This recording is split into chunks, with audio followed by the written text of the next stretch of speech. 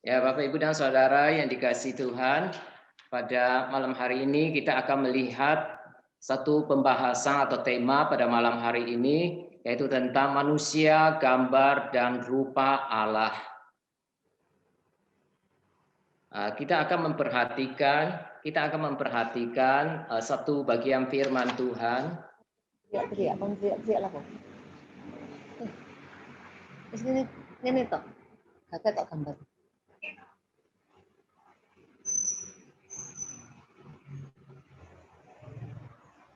Satu bagian firman Tuhan di dalam Kejadian pasal 1 ayat 26 sampai 27. Berfirmanlah Allah, baiklah kita menjadikan manusia menurut gambar dan rupa kita, supaya mereka berkuasa atas ikan-ikan di laut dan burung-burung di udara, dan atas ternak, dan atas seluruh bumi, dan atas segala binatang melata yang merayap di bumi.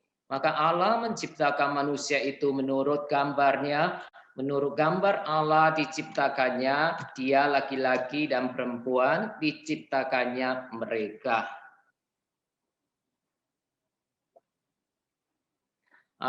Saudara yang dikasih oleh Tuhan, maka kita akan melihat pada bab yang pertama ini ada 3 sebenarnya bagian. Yang pertama kita akan melihat beberapa hal penting tentang penciptaan manusia. Kemudian nanti kita akan melihat gambar dan rupa Allah, manusia yang diciptakan dengan gambar dan rupa Allah. Kemudian bagian ketiga nanti kita akan melihat aplikasi praktis manusia yang diciptakan menurut gambar dan rupa Allah, seharusnya bagaimana sikap dan perbuatan kita sebagai manusia yang diciptakan oleh Tuhan. Nah, yang pertama kita lihat berapa hal penting tentang penciptaan manusia. Yang pertama yaitu penciptaan merupakan keputusan dan tindakan ilahi yang bebas dari Allah Tritunggal. Karena kalau kita memperhatikan di dalam Kejadian pasal 1 ayat 26 sampai 27, maka di sana dikatakan baiklah kita. Di sana ada kita, di mana dikatakan bahwa Allah Tritunggal mereka sedang merencanakan, memutuskan untuk menciptakan manusia. Saudara yang dikasih Tuhan, penciptaan merupakan keputusan dan tindakan ilahi yang bebas dari Allah Tritunggal. Bukan karena Allah membutuhkan ciptaan yang lain, maka Allah menciptakan alam semesta dan juga manusia serta ciptaan yang lain. Saudara yang dikasih Tuhan, sebenarnya Allah Bapa, Anak dan Roh Kudus dalam keberadaan kekalnya adalah pribadi yang sudah sempurna, sekalipun tanpa kehadiran semua ciptaan yang lainnya.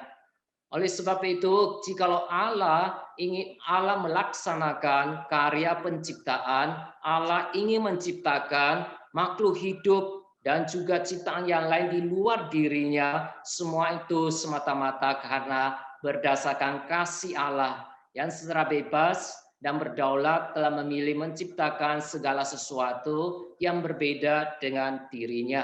Itu yang pertama, saudara.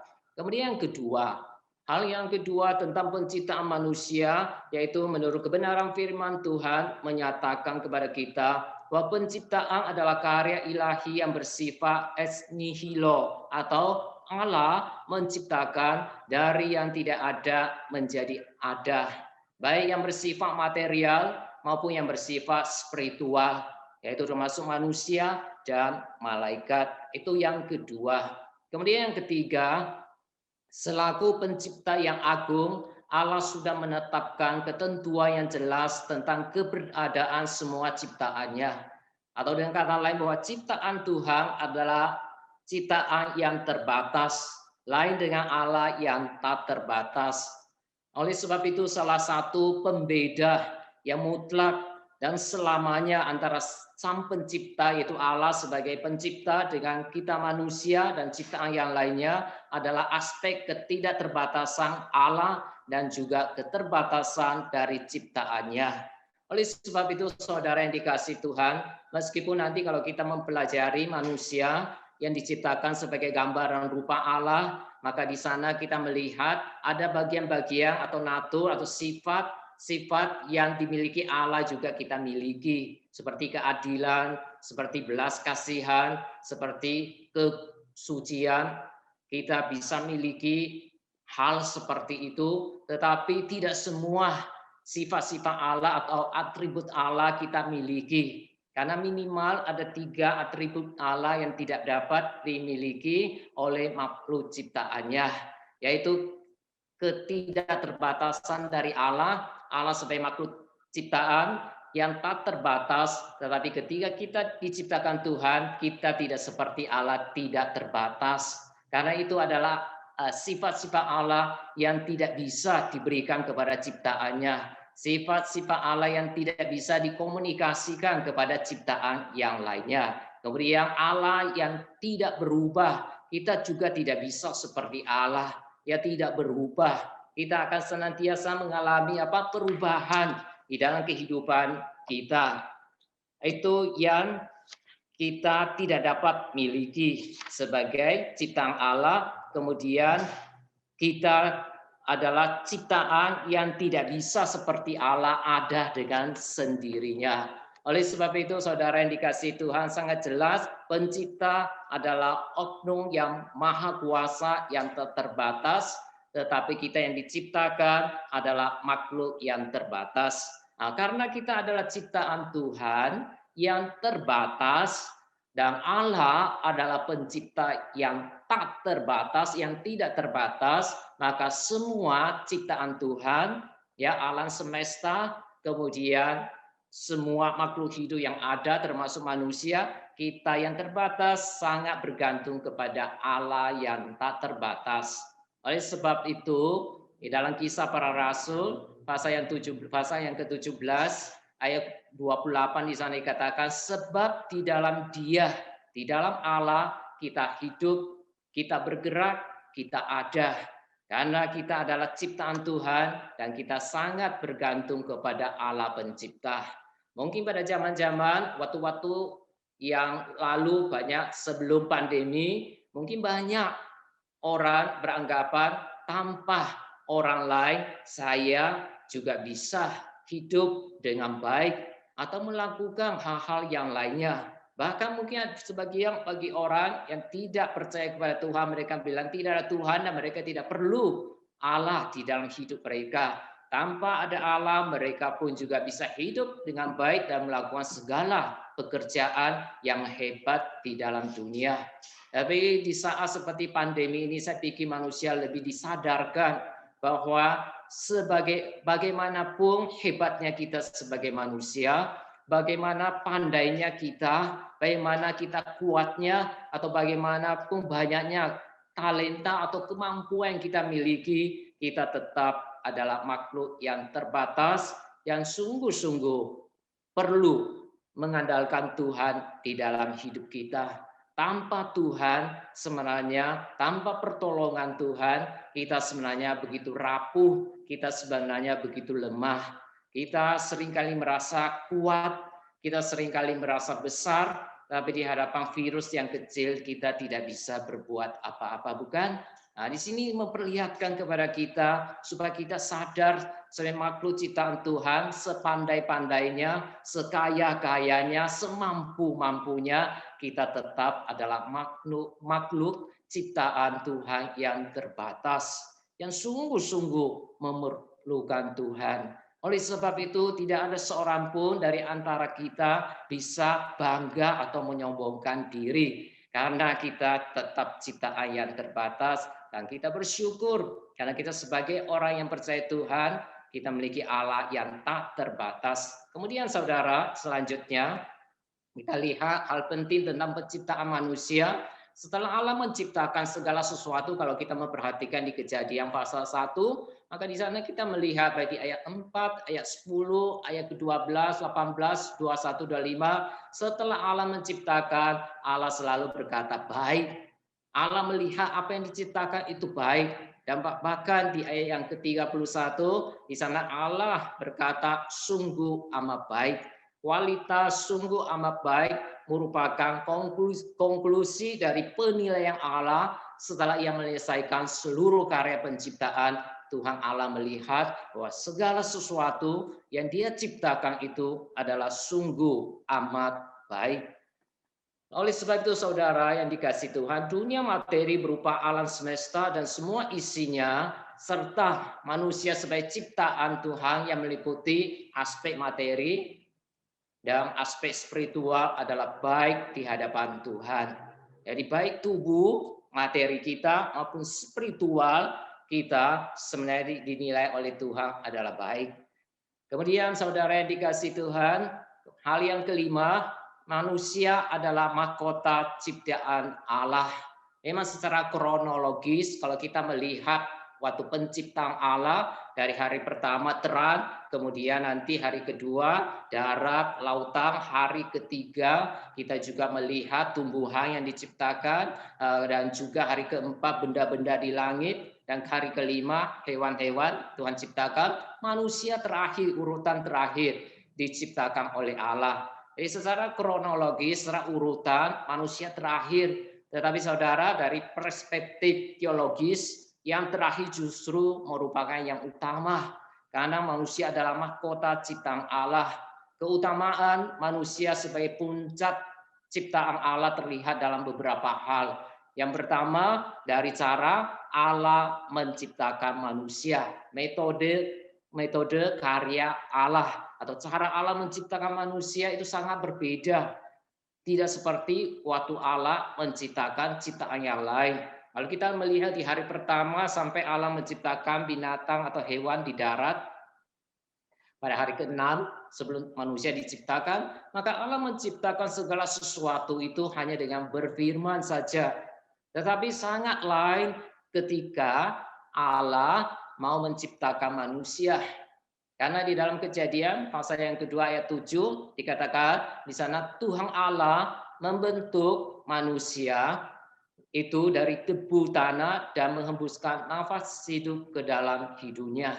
Demikianlah manusia itu menjadi makhluk yang hidup. Jadi ada dua hal yang Tuhan lakukan. Tuhan tidak berfirman saja, tapi sebelumnya Tuhan sudah melakukan suatu perundingan ilahi di antara tiga oknum dari Allah Tritunggal untuk membentuk, untuk menciptakan manusia. Kemudian dikatakan Tuhan memakai debu tanah untuk membuat manusia, menciptakan manusia dan menghembuskan napas hidup ke dalam hidupnya, maka manusia itu menjadi makhluk yang hidup. Itu yang pertama. Kemudian hal yang kedua, manusia adalah mahkota ciptaan Allah, karena di ayat 1, Kejadian pasal 1 ayat 26 sampai 27, kalau kita melihat di dalam firman Tuhan, hanya manusia yang mempunyai status sebagai ciptaan yang diciptakan menurut gambar rupa Allah. Ketika Allah menciptakan ciptaan yang lain, baik itu alam semesta dengan segala bintang-bintang yang ada, kemudian Tuhan menciptakan makhluk hidup yang lain. Di sana kita melihat Allah tidak pernah, di Alkitab tidak pernah mengatakan Allah menciptakan yang lainnya itu sebagai gambar dan rupa Allah. Tapi hanya pada waktu penciptaan manusia, maka dikatakan bahwa manusia diciptakan menurut rupa dan gambar Allah. Oleh sebab itu, manusia adalah mahkota ciptaan Tuhan yang mulia. Kemudian hal yang ketiga, kita bisa melihat manusia adalah mahkota ciptaan Allah yang mulia, yaitu hanya kepada manusia Allah memberikan kuasa untuk mengatur segala makhluk hidup yang ada di udara, di lautan, dan di daratan. Itu dikatakan oleh firman Tuhan di dalam Kejadian pasal 1 ayat 27 yang tadi kita baca, dikatakan supaya mereka berkuasa atas ikan-ikan di laut dan burung-burung di udara, dan atas ternak, dan atas seluruh bumi, dan atas segala binatang melata yang berayat di bumi. Jadi hanya otoritas kuasa ini diberikan oleh Allah kepada manusia untuk menaklukkan alam ini. Hal ini menunjukkan posisi manusia yang sangat khusus sebagai ciptaan Allah. Kemudian selanjutnya yang keenam, kita lihat hal penting tentang penciptaan manusia, yaitu keberadaan semua karya ciptaan alam semesta dan manusia adalah bersifat pewahyuan secara umum mengenai diri Allah, atau dengan kata lain bahwa melalui ciptaan Allah sebenarnya bisa menyatakan keberadaan Allah dan karya Allah. Itu berarti Allah telah meninggalkan jejak perbuatan tangannya lewat keberadaan ciptaannya. Sehingga dalam Mazmur 19 ayat 2 di sana berkata, langit menceritakan kemuliaan Allah dan cakrawala memberitakan pekerjaan tangannya. Melalui segala ciptaan Tuhan yang ada di alam semesta ini, di dunia ini, baik makhluk hidup maupun juga yang tidak hidup, ya, seperti gunung, hutan, ya, langit yang kita lihat, semua itu sudah cukup untuk memberitahu kepada kita, untuk menyatakan pekerjaan Allah, untuk menyatakan keberadaan Allah. Baik manusia mau percaya Allah ada atau tidak, Allah tetap ada. Dan keberadaan Allah tidak pernah bergantung kepada pengakuan manusia mau percaya atau tidak tentang keberadaannya.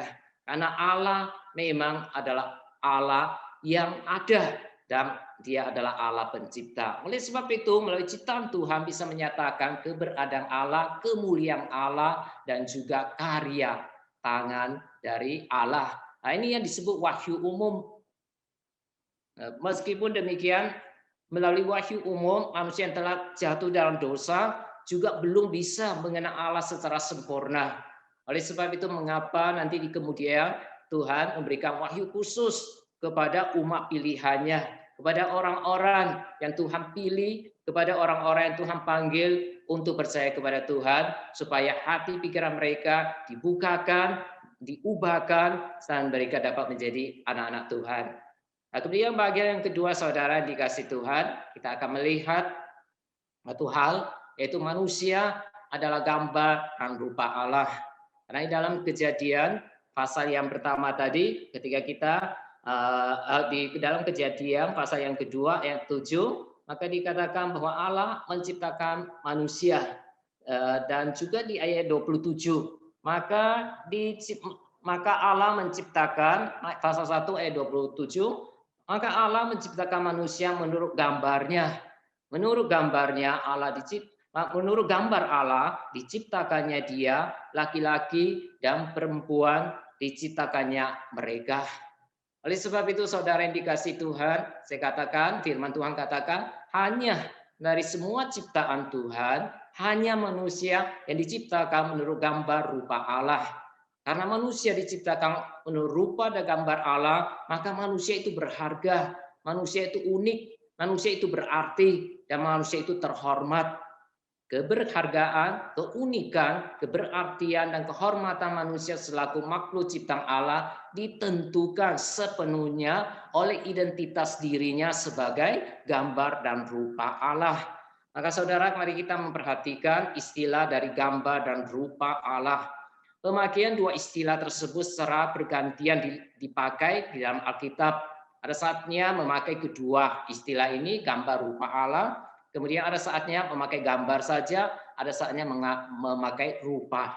Saudara yang dikasih Tuhan, maka pemakaian dua istilah tersebut secara bergantian di dalam Alkitab menguatkan pendapat bahwa keduanya tidak dimasukkan untuk mengungkapkan dua hal yang berbeda. Atau dengan kata lain, gambar dan rupa bukan dua hal yang berbeda. Sebenarnya gambar dan rupa adalah dua kata yang mempunyai arti yang sama. Oleh sebab itu bersifat sinonim. Seperti kalau kita mengatakan seseorang pandai, atau seseorang itu smart, atau seseorang itu pinter. Ya, kita memakai kata-kata yang berbeda untuk menyatakan dia memang pandai. Ya, saudara. Jadi Alkitab juga seringkali memakai kata-kata yang sama artinya untuk menekankan pentingnya hal itu. Jadi di sini kita melihat bahwa beberapa bagian Alkitab menggunakan kata ini, ada saatnya memakai bersamaan digunakan gambar dan rupa.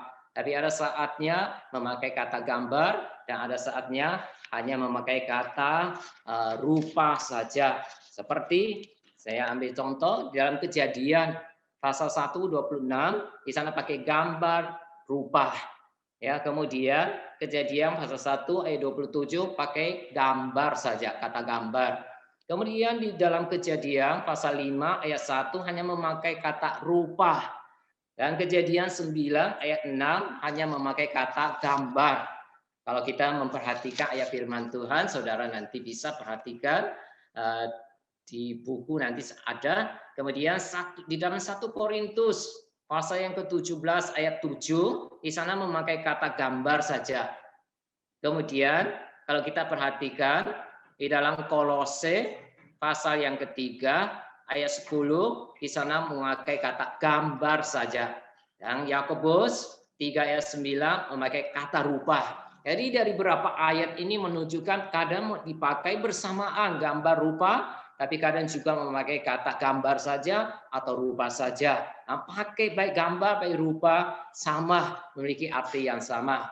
Oleh sebab itu yang kedua saudara, ketika dikatakan manusia adalah gambar rupa Allah, maka makna istilah itu sebenarnya di dalam bahasa Ibrani adalah bahwa manusia itu seperti Allah. Tapi jangan salah kita ngerti, seperti Allah tidak berarti adalah Allah. Ya, itu tidak sama. Seperti seorang anak kecil, kita berkata seperti papanya atau seperti mamanya. Tetapi dia tetap bukan papa, dia tetap bukan mama. Dia hanya seperti, mirip mungkin wajahnya atau sifatnya ya atau hal yang lainnya ya. Jadi di sini gambar rupa Allah juga artinya seperti Allah dan mewakili Allah. Oleh sebab itu ketika Kejadian pasal 1 ayat 26 mencatat, baiklah kita menjadikan manusia menurut gambar dan rupa kita. Ketika Allah berkata demikian, maka bisa diserhanakan artinya seperti baiklah kita menjadikan manusia seperti kita dan untuk mewakili kita. Itu makna ya dari gambar dan rupa Allah. Kemudian saudara yang ketiga, ketika katakan manusia adalah gambar rupa Allah, maka ada aspek struktural dan fungsional dari gambar rupa Allah. Sebenarnya saudara yang dikasih Tuhan, di dalam bahasa asli, bahasa Ibrani, tidak ada kata dan. Ketika dikatakan mari kita menciptakan manusia menurut gambar dan rupa Allah yang diterjemahkan dalam bahasa Indonesia, tapi pada bahasa Ibrani yang asli itu hanya ada kata mari kita menciptakan manusia menurut gambar rupa kita. Ya, tidak ada kata dan. Jadi itu adalah dua kata yang sama artinya. Ya, kalau diulangi dengan arti yang sama itu berarti penekanan ya yang sangat penting. Kemudian saudara, saya kembali. Ya, manusia adalah gambar rupa Allah, maka kita melihat secara struktural manusia adalah ciptaan Tuhan yang berbeda dengan ciptaan yang lain. Karena manusia memiliki natur berupa kapasitas untuk berpikir, berperasaan, dan berkehendak seperti Allah. Karena manusia mempunyai rasio, karena manusia memiliki emosi, dan manusia mempunyai kehendak atau keinginan seperti Allah kita adalah oknum pribadi yang mempunyai rasio, yang mempunyai perasaan, emosi, dan mempunyai kehendak. Demikian juga ketika Allah menciptakan manusia menurut gambar rupa Allah, maka kita manusia mempunyai rasio, bisa berpikir, mempunyai akal, kemudian mempunyai emosi, ya, perasaan, kemudian juga mempunyai kehendak. Seperti Allah menghendaki melakukan sesuatu, manusia juga seperti itu, mempunyai keinginan atau kehendak. Itu secara struktural. Kemudian aspek fungsional. Aspek fungsional dalam diri manusia itu adalah berkaitan dengan tujuan penciptaan manusia. Tujuan tersebut mencakup kemampuan manusia yang bersifat relasional, di mana manusia artinya fungsional, aspek fungsional dari manusia adalah manusia bisa berelasi. Manusia bisa berelasi dengan Allah secara vertikal dan manusia bisa berelasi dengan sesamanya secara horizontal. Ya, oleh sebab itu hal ini menunjukkan kepada kita manusia adalah makhluk sosial. Manusia tidak bisa hidup sendirian. Setiap manusia membutuhkan orang lain. Dan setiap manusia itu harus bersama-sama. Ketika manusia sudah hidup sendirian, maka dia akan kehilangan jati diri sebagai makhluk diciptakan menurut gambar rupa Allah. Kemudian saudara, oleh sebab itu aspek struktural menyatakan siapa sesungguhnya manusia itu. Kemudian sedangkan aspek fungsional menunjukkan apa yang harus dilakukan, yaitu dilakukan kita manusia yang diciptakan oleh Tuhan. Saudara, kita simpulkan bahwa kita yang diciptakan menurut gambar rupa Allah, kita merupakan makhluk ciptaan Allah yang bersifat pribadi, ya, personal, relasional, yang bisa berrelasi, berhubungan dengan orang lain dan Tuhan, dan juga kita adalah makhluk spiritual. Manusia memiliki kedudukan yang unik dan hubungan spesial dengan Tuhan sebagai rekan kerja dan sebagai wakil Tuhan untuk mengatur, untuk mengelola, untuk mengembangkan semua potensi yang sudah Tuhan berikan di dalam planet ini, ya, di mana kita hidup. Itu yang ketiga, saudara. Kemudian yang keempat, manusia adalah gambar rupa Allah. Sekarang timbul pertanyaan, apakah tubuh termasuk gambar dan rupa Allah? Kalau kita perhatikan di dalam Kejadian pasal 1 ayat 26 sampai 27, di sana menyatakan manusia sebagai gambar rupa Allah adalah kebenaran yang bersifat holistik, ya, yang utuh, ya, ada suatu kebenaran yang utuh. Artinya bahwa manusia dalam keutuhannya yang memiliki jasmani yaitu tubuh dan juga memiliki bagian rohani yaitu jiwa atau roh, itu yang disebut sebagai gambar rupa Allah. Jadi kita tidak bisa mengatakan oh hanya roh kita atau hanya jiwa kita itu gambar rupa Allah. Lalu kita menganggap tubuh itu bukan dari gambar rupa Allah. Karena ketika Allah menciptakan manusia, mari kita menciptakan ya manusia menurut gambar rupa kita. Allah tidak hanya menciptakan manusia sebagai roh seperti malaikat, ya. Malaikat adalah ciptaan Tuhan yang adalah roh.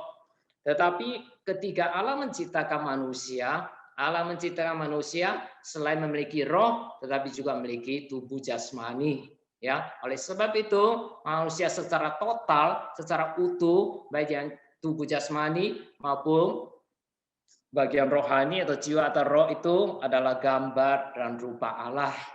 Kemudian, Bapak Ibu, menurut pengajaran Alkitab, manusia secara keseluruhan adalah gambar rupa Allah. Ya, saya sudah jelaskan tadi. Kemudian, tidak boleh kita lupakan, bukan hanya laki-laki adalah diciptakan menurut gambar rupa Allah. Tapi saudara, baik laki, baik perempuan adalah gambar rupa Allah. Jadi kita lihat Allah yang hidup dalam pluralitas selaku tiga pribadi yang berbeda. Maksudnya Allah kita satu. Dalam Allah yang satu itu ada tiga pribadi. Itu waktu dulu kita belajar tentang doktrin Allah Tritunggal, ya saudara, di tahun-tahun lalu. Di sana kita sudah tahu bahwa Allah yang kita percaya adalah Maha Esa. Allah itu satu. Tapi dalam Allah yang satu itu kita melihat ada tiga pribadi, ada tiga oknum, yaitu Bapa, Anak, dan Roh Kudus. Nah, Allah Tritunggal ini telah menciptakan manusia juga sebagai pribadi yang bersifat jamak secara gender, ya. Secara gender itu manusia itu jamak.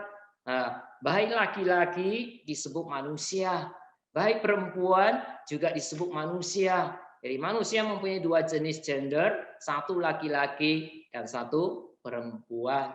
Jadi oleh sebab itu ketika dikatakan di ayat firman Tuhan tadi, menurut Allah diciptakannya dia laki-laki dan perempuan. Kejadian 1 ayat 27. Artinya bahwa baik perempuan, baik laki-laki adalah ciptaan yang diciptakan menurut gambar rupa Allah. Itu yang kelima, Bapak, Ibu, saudara sekalian. Oleh sebab itu, kebenaran ini secara eksplisit, secara jelas ya sudah kita lihat di dalam Kejadian 1 ayat 27. Namun, baik laki-laki maupun perempuan, meskipun mereka adalah gambar rupa Allah, mereka tetap ada peran yang berbeda. yang sudah ditetapkan oleh Allah bagi pria dan wanita, ya. Peran mereka berbeda, tapi mereka sama-sama ciptaan Tuhan yang diciptakan berupa gambar Allah yang setara di hadapan Allah. Kemudian saudara, kita lihat lagi yang keenam, manusia yang diciptakan menurut gambar rupa Allah ternyata berbuat dosa. Itu terjadi ketika di Kejadian pasal 3 kita melihat ada 6 Hawa yang sudah diciptakan oleh Tuhan dengan disediakan berkat-berkat yang berkelimpahan di Taman Eden. Kemudian mereka bisa bersekutu, berelasi dengan Allah. Ternyata manusia itu tergoda dan jatuh di dalam dosa. Maka dikatakan dampak dosa, ketika manusia berbuat dosa, maka ada dampak terhadap gambar rupa Allah. Melalui kejatuhannya ke dalam dosa, karena pelanggaran dan pemberontakan manusia yang tidak taat dan tidak percaya kepada apa yang dikatakan oleh firman Tuhan kepada mereka, maka manusia berada dalam status yang bobrok atau rusak secara total. Tidak ada satu bagian pun di dalam manusia yang tidak tercemar oleh dosa. Ya, semua secara utuh bagian manusia sudah dicemari oleh dosa. Tetapi saudara, meskipun tidak satu bagian pun pada diri manusia tidak dicemari oleh dosa, tetapi tetap tidak menghancurkan atau tidak melenyapkan gambar rupa Allah pada diri manusia. Dia hanya mencemari, ya, gambar rupa Allah, merusak, tetapi tidak menghancurkan atau melenyapkan gambar rupa Allah pada diri manusia. Contohnya seperti gini. Kalau saudara memperhatikan atau pernah dengar, ya, waktu ada hamba Tuhan khotbah di Chongguo itu ada seorang bernama Pai Lifang, ya. Pai Lifang itu orang Tianjin. Pai Lifang ini sebenarnya siapa? Kalau kalian boleh buka nanti, coba cari di internet, ada kisahnya dalam bahasa Indonesia, dalam bahasa Mandarin juga ada. Pai Lifang itu sebenarnya ada seorang tukang becak yang hidup di Tianjin di Chongguo. Kemudian suatu hari pada usia 75 tahun, kalau tidak salah, waktu itu dia bertemu dengan seorang anak mencari makanan sisa di tempat sampah. Lalu dia kasihan, dia tanya anak itu, kenapa kamu setiap hari harus cari sisa-sisa makanan, kemudian ada yang sudah busuk di tempat sampah. Ternyata anak itu, ya usia mungkin 7 atau 9 tahun, dia sudah tidak mempunyai orang tua. Dia berkata, saya harus, karena kasihan, Pak Lifang itu kasih dia roti kismis kepada anak itu untuk dimakan. Tapi ternyata anak itu enggak makan. Lalu Pak Lifang itu tanya kepada anak itu, kenapa kamu tidak makan ini? Kamu kan tadi lapar mencari makanan di tempat sampah. Ini saya berikan kepada kamu. Lalu anak itu sudah ambil, disimpan, dia cari lagi sisa makanan yang lain. Ternyata dia berkata, roti kismis ini untuk adik saya, masih ada 2, Titi dan Meme di rumah. Dia berkata gitu kepada Pak Lifan. Maka si tukang beca Pak Lifan ini kasihan sama mereka. Akhirnya dia ngurus mereka bertiga, lalu masukkan mereka ke panti. Lalu di sana dia dukung mereka sekolah sampai selesai. Bukan saja ketiga anak itu, tapi juga dia mendukung. Dia setiap bulan memberikan persembahan kepada sekolah, di mana anak-anak yang pernah ditolong sekolah di sana. Saudara dikasih Tuhan, dia melakukan hal itu bukan 1-2 tahun, tapi sampai dia meninggal dari usia 75 tahun sampai usia kira-kira 92 atau 93 tahun dia meninggal, ya, lebih 10 tahun. Bukan hal yang mudah, ya. Dia seorang tukang becak, bukan seorang bisnismen yang kaya, tapi seorang tukang becak, tapi karena kasihan, berbelas kasihan kepada anak-anak yang tidak mempunyai orang tua, yang tidak mempunyai kesempatan sekolah, lalu dia menyokong mereka. Dari uang hasil dia menarik becak, ya, dia berusaha hemat setiap bulan, lalu dia hanya makan makanan sederhana, lalu uangnya itu semua disumbangkan untuk anak-anak yang sekolah supaya mereka anak-anak yatim piatu ini bisa sekolah. Saudara yang dikasih Tuhan, ini luar biasa, sehingga waktu dia meninggal banyak anak-anak didik yang sudah lulus itu mereka banyak menangis, ya, menangis untuk seorang tukang beca yang tidak ada hubungan apa-apa dengan mereka, tetapi begitu berjiwa besar, ya, begitu mengasihi mereka. Dan dia bukan orang Kristen. Saudara yang dikasih Tuhan, ya kita rasa kadang harusnya orang Kristen melakukan hal seperti itu. Tapi dia bukan orang Kristen. Kenapa bisa orang yang tidak percaya Tuhan melakukan hal itu? Karena di dalam diri setiap manusia kita memiliki gambar dan rupa Allah. Ada sifat-sifat Allah yang Tuhan berikan kepada manusia ciptaannya. Sehingga di tengah-tengah orang yang tidak percaya juga bisa melakukan banyak kebaikan. Nah, tentu saya tidak berkata dengan kebaikan dia pasti dia masuk surga. Tidak, saudara. Karena manusia tidak diselamatkan karena perbuatan mereka. Manusia diselamatkan karena anugerah Tuhan. Ya, karena Tuhan memilih dan menyelamatkan mereka. Tapi satu hal yang bisa kita lihat dalam diri orang percaya dan tidak percaya sama-sama mempunyai rupa dan rupa gambar Allah dalam diri kita. Nah, saudara, meskipun dosa bisa mencemari kehidupan ya manusia, sehingga manusia dikatakan sudah tercemar oleh dosa, rusak secara total, tapi tetap ada orang yang baik ya di dunia ini. Demikian juga sebaliknya, saudara. Tadi saya coba tidak sengaja melihat satu berita dari Tribun ya di HP itu terkirim masuk ke HP saya. Maka di sana saya melihat dikatakan ada seorang anak. Nah, saya tidak terlalu jelas apakah di Indonesia atau di luar negeri, tapi saya hanya perhatikan peristiwanya.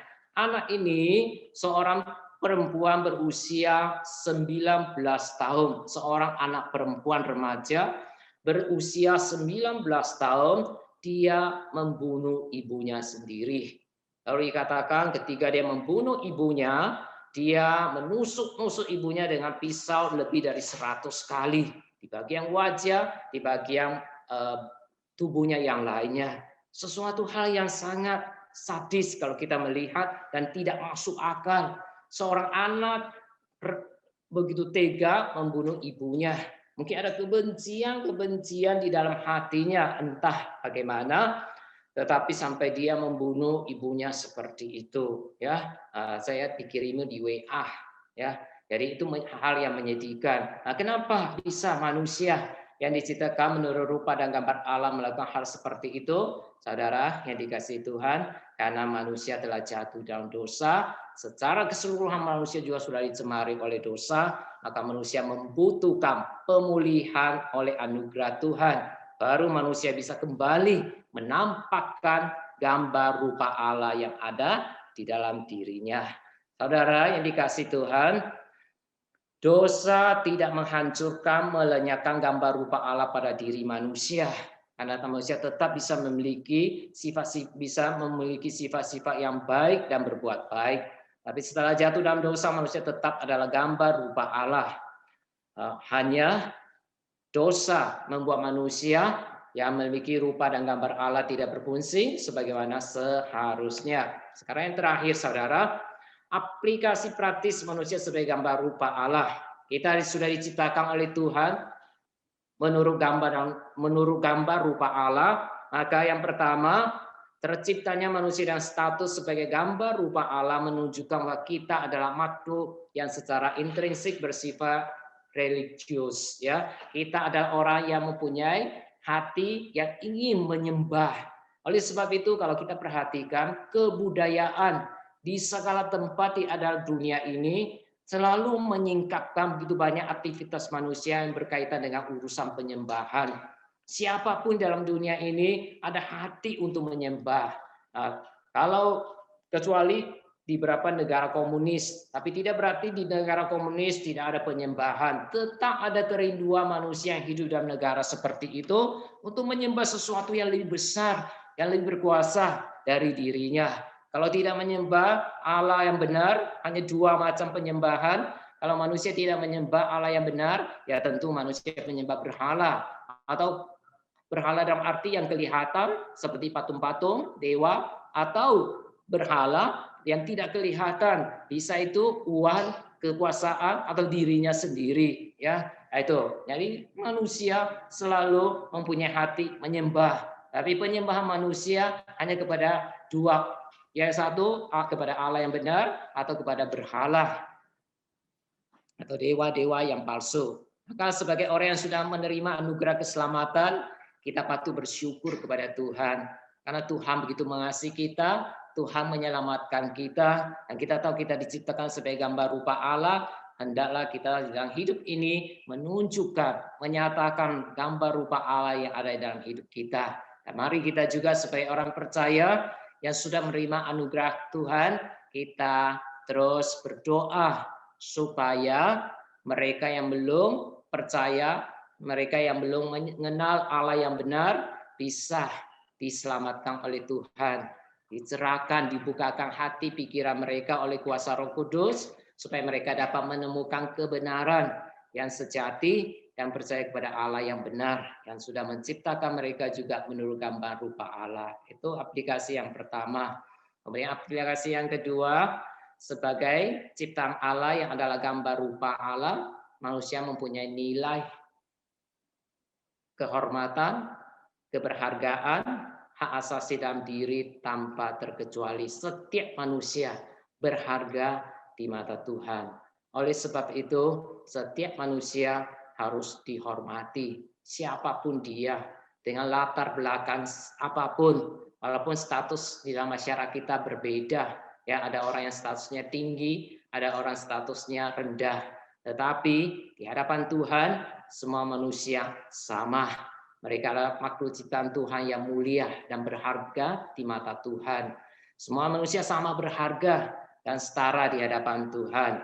Nilai manusia tidak ditentukan oleh penampilannya. Mungkin penampilannya smart, pandai, penampilannya ganteng, cantik, ya. Nilai manusia tidak karena penampilan. Kalau kita manusia cenderung suka menilai orang lain menurut penampilannya. Tapi Allah tidak pernah hanya melihat penampilan manusia, ya. Kemudian nilai manusia juga tidak ditentukan oleh apa yang dimiliki.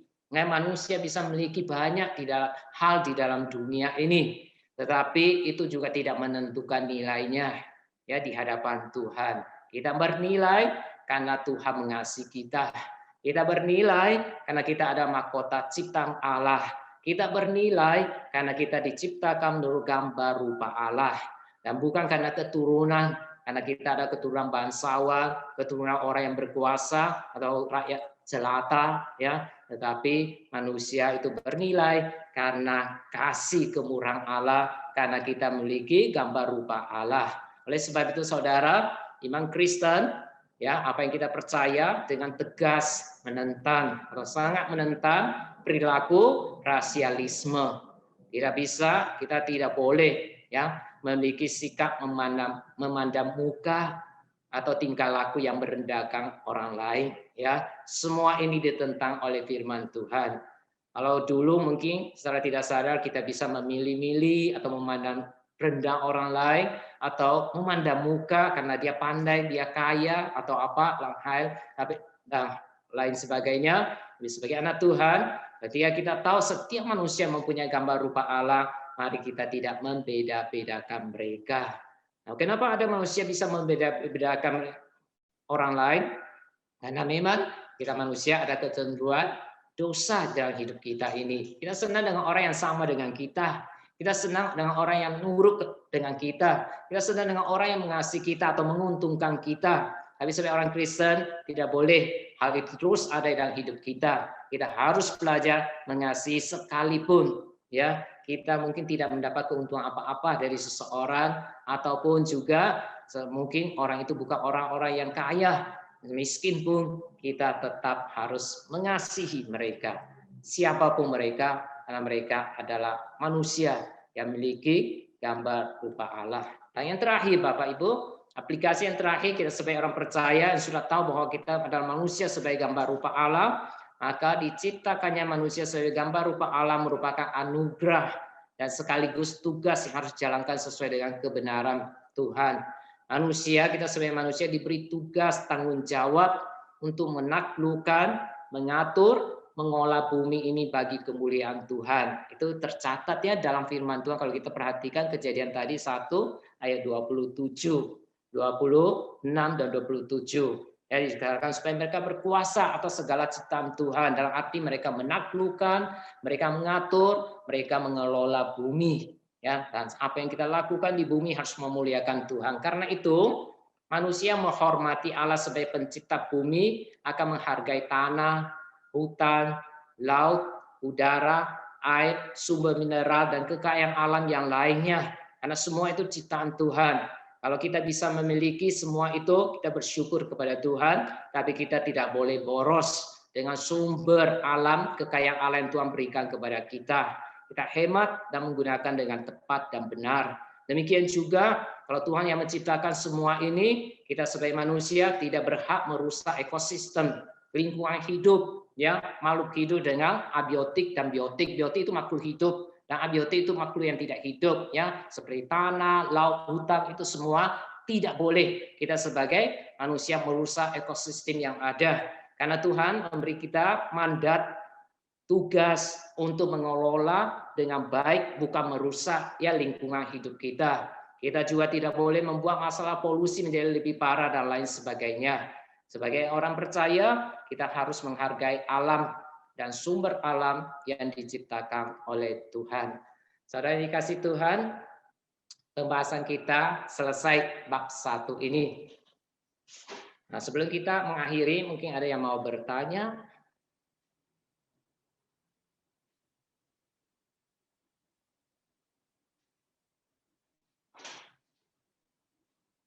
Jadi bab 1 ini kita bahas tentang manusia sebagai gambar rupa Allah yang diciptakan dan tugas-tugasnya apa yang harus kita lakukan sebagai rupa Allah. Dan minggu depan kita akan melihat bagian ya manusia itu bagian-bagian di dalam diri kita.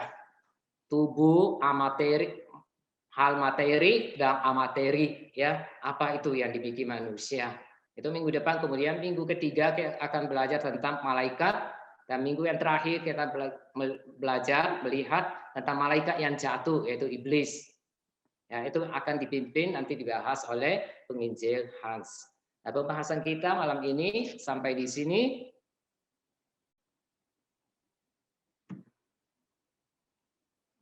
Saudara jelas dengan pembahasan pada malam hari ini?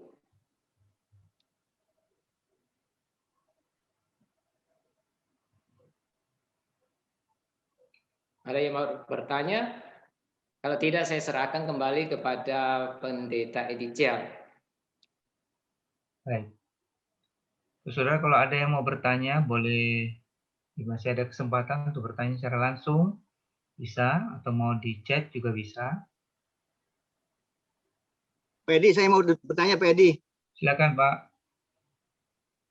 Tadi penginjil Hengki sudah menerangkan begitu banyak ya. Dia Dia menerangkan manusia sebagai gambar dan rupa Allah. Pertanyaannya gini Pak Edi, mengapa Allah menciptakan kita bagi manusia? Tujuannya itu apa? Bisa dijelaskan dengan singkat dan jelas supaya kita yang ikut EBS ini paling nggak mengerti. Ya, silakan Pak Hengki. Ya, tujuan Allah menciptakan manusia sebagai gambaran rupa Allah tadi kan sebenarnya saya sudah jelaskan ya, mungkin agak cepat sedikit ya. Yaitu kan ada tujuan fungsionalnya, yaitu kita diciptakan sebagai wakil Allah untuk memerintah, untuk mengolah bumi kita ini dengan baik. Itu sebenarnya adalah tujuan Tuhan menciptakan supaya melalui apa yang kita lakukan itu kita sebagai wakil Allah bisa sungguh-sungguh memuliakan Tuhan, nama Tuhan. Seperti apa yang dikatakan di dalam Kejadian pasal 1 ayat 26 dikatakan supaya mereka berkuasa atas. Di sana dikatakan, baiklah kita menjadikan manusia menurut gambar rupa kita, supaya mereka manusia itu berkuasa atas ikan-ikan di laut, burung-burung di udara, dan atas ternak, dan atas seluruh bumi, atas segala binatang melata meraih bumi, supaya kita bisa menaklukkan ciptaan Tuhan yang lain, mengelola dengan baik bumi yang sudah diciptakan oleh Tuhan. Apakah Tuhan tidak bisa mengelola, mengatur semua? Bisa, saudara. Tapi itulah ya hak dan otoritas yang Tuhan berikan kita sebagai manusia ciptaan, supaya kita sebagai manusia yang ciptakan menurut gambar rupa Allah memiliki tanggung jawab ya menjadi rekan sekerja Allah, menjadi wakil Allah untuk mengusahakan bumi ini dengan baik. Kira-kira seperti itu. Ya, ini ada masuk pertanyaan dari chat. Silakan Mega bisa baca. Dari Pak Hengki Asali, Suaranya kurang keras. pertanyaannya Kurang keras. Oke. Bisa didengar ya Pak Edi? Ya, pertanyaannya di Kejadian pasal 1 ayat 26 tertulis, berfirmanlah Allah, baiklah kita menjadikan manusia. Dan seterusnya, kata kita menunjukkan jamak atau banyak. Sebenarnya siapakah yang dimaksud kita di sini? Mengapa tidak ditulis aku? Ya, saudara yang dikasihi Tuhan, kalau kata kita lihat secara bahasa Indonesia, pasti itu jamak, saudara. Tidak mungkin aku, ya. Aku itu satu, tunggal. Nah, kalau dikatakan kata kita di sana juga bukan berarti Allah dan malaikat. Karena kalau dikatakan kita itu adalah artinya Allah dan malaikat, berarti manusia disediakan menurut gambar Allah dan gambar malaikat, ya, rupa malaikat. Tidak seperti itu. Tetapi arti yang benar dari kita itu adalah pribadi-pribadi dalam diri Allah Tritunggal. Ya, karena kita tahu bahwa Allah yang kita percaya adalah Allah Tritunggal, yaitu Bapa, Anak, dan Roh Kudus. Maka tadi dikatakan mereka melakukan perundian ilahi. Ya, Allah Tritunggal sedang berunding bersama-sama dengan sendirinya untuk menciptakan manusia menurut gambar dan rupa. Karena mereka tiga oknum dalam Allah Tritunggal, maka di sana dipakai kata kita, tidak memakai kata aku. Karena Allah yang kita percaya adalah tiga oknum, tiga pribadi yang beda tetapi satu.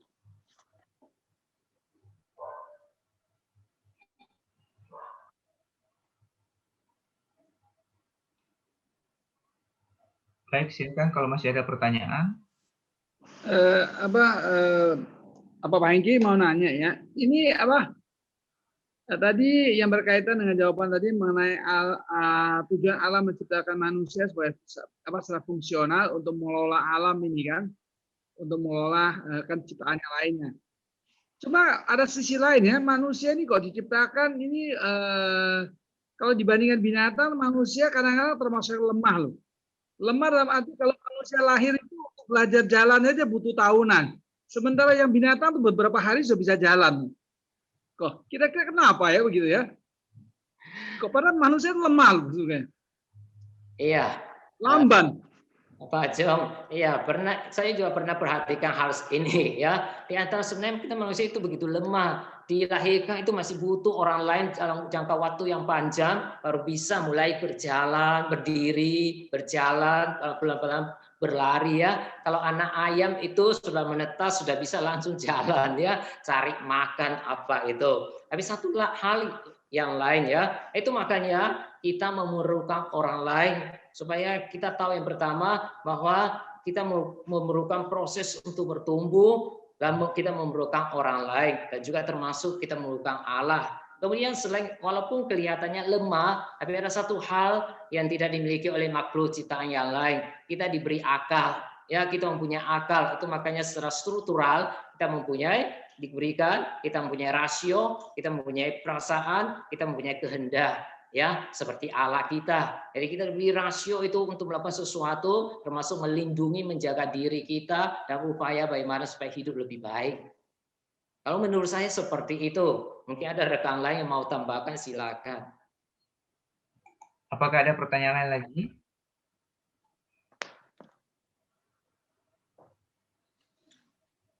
Sudah tidak ada? Ya. Baik, kalau begitu kita tutup untuk tanya jawab. Nah, kita bersyukur untuk malam ini pelajaran pertama yang sudah disampaikan ya, bahwa kita ini manusia dicipta menurut gambar dan rupa Allah. Satu status yang istimewa ya, disebut sebagai mahkota dari seluruh ciptaan. Berarti kita ini ditempatkan sebagai ciptaan yang paling berharga oleh Tuhan. Nah, karena itu mari kita syukuri itu dan memperlakukan hidup kita juga dengan terhormat ya untuk kemuliaan Tuhan. Nah, minggu berikut kita masih bertemu lagi untuk sesi yang kedua selama jadi 4 kali Rebu ya. Dan nanti link Zoom-nya link untuk Zoom-nya akan dibagikan kembali. Nah, ada 2 hal yang saya mau sampaikan, pengumuman ya. Hari Jumat ini tanggal 5 Maret ada persekutuan gabungan Komisi Pria dan Komisi Wanita ya, dengan satu tema yaitu dealing with anxiety atau menghadapi kecemasan ya. Kita hidup dalam satu keadaan yang banyak hal yang bisa bikin kita cemas ya. Jadi bagaimana menghadapinya dengan sehat, dengan cara yang lebih baik. Pembicaranya adalah penginjil Iis Aksa ya, seorang hamba Tuhan yang juga seorang konselor yang akan menolong kita melihat dari kebenaran firman Tuhan dan juga dari pemahaman konseling ya, konseling Kristen tentunya, untuk menghadapi ya kecemasan-kecemasan kita itu dengan cara yang benar, cara yang sehat. Karena itu silakan bergabung hari Jumat jam 7 malam, Jumat lusa ya. Linknya sudah dibagikan di grup, silakan bisa diperhatikan. Kemudian yang kedua juga hari Minggu ini kita beribadah dan ada perjamuan kudus. Bagi saudara yang belum mendapat roti dan anggur, silakan bisa menghubungi kantor gereja supaya bisa dikirim ke alamat saudara ya. Nah, atau kalau saudara mau mengambil sendiri di kantor gereja juga boleh. Ya. Baik, itu saja yang saya mau sampaikan. Nah, kita akan mengakhiri pertemuan kita malam hari ini dengan doa. Saya persilakan untuk penginjil Budi Dermawan bisa pimpin kita dalam doa. Bisa, Pak Edi. Mari kita berdoa. Bapak dalam kerajaan surga, sekali lagi ya Bapak, kami diingatkan bahwa kami begitu istimewa, diciptakan menurut gambar dan rupa Engkau. Ya Bapak, biarlah kami boleh mengimani dan mengamini semuanya ini. Mengucap syukur, terima kasih buat penjabaran yang begitu baik oleh hamba-Mu, Evangelis Hengki. Tuhan tolong biarlah ini boleh menjadi rema bagi setiap kami. Demi Yesus Kristus kami sudah berdoa. Amin. Amin.